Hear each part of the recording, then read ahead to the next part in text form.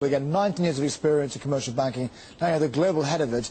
How big an impact is the European debt contagion having, indeed also the US contagion having, on your business?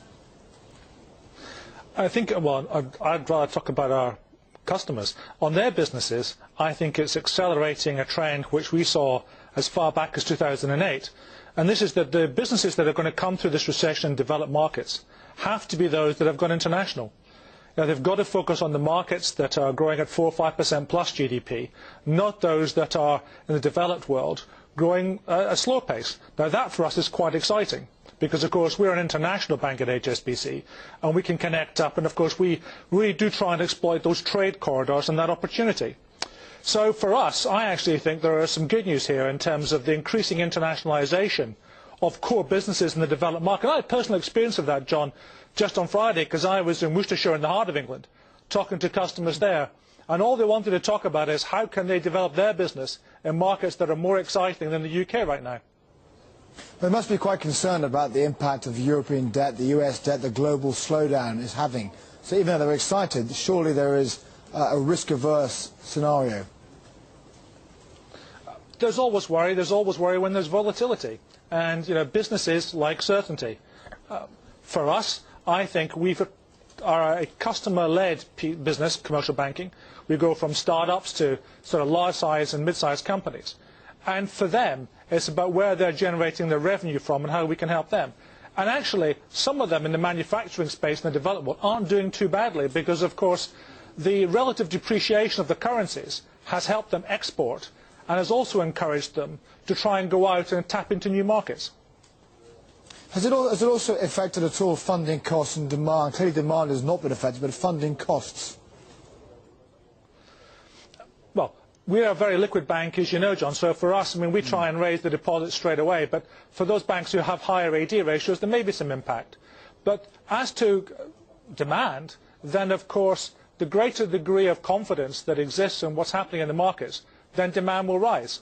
At the moment, quite clearly, there'll be some muted demand, although, as you've just noted, we have seen today strong lending growth. Now, that may be because we're taking market share. You're on this trip. Can you explain to the viewers how many days you're doing, where you're going to travel to, and which countries of your travel are you the most concerned about? Hate to be negative, Alan. I'm trying to be positive here, John, but I'm here in Singapore for a couple of days. I'm meeting customers here, and then I'm going up to Malaysia for a couple of days, and then I am back to the UK. I try and be in a country with our customers outside of, say, the UK where I'm based, 1 week in 2.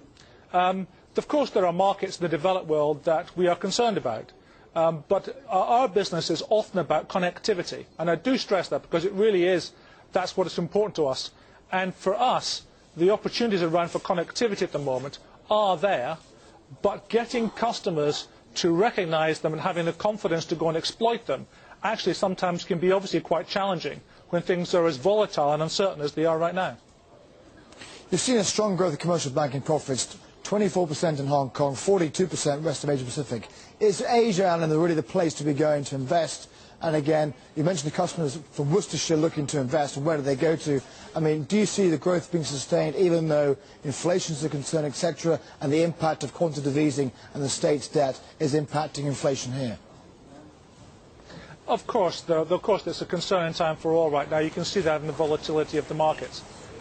Certainly Asia is still continuing to grow very strongly.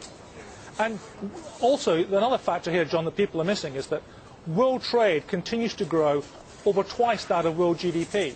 So the engine of growth out there, world trade, is still happening. And if you look at Asia, for example, 50% of Asian trade is interregional. So it's nothing to do with the developed market.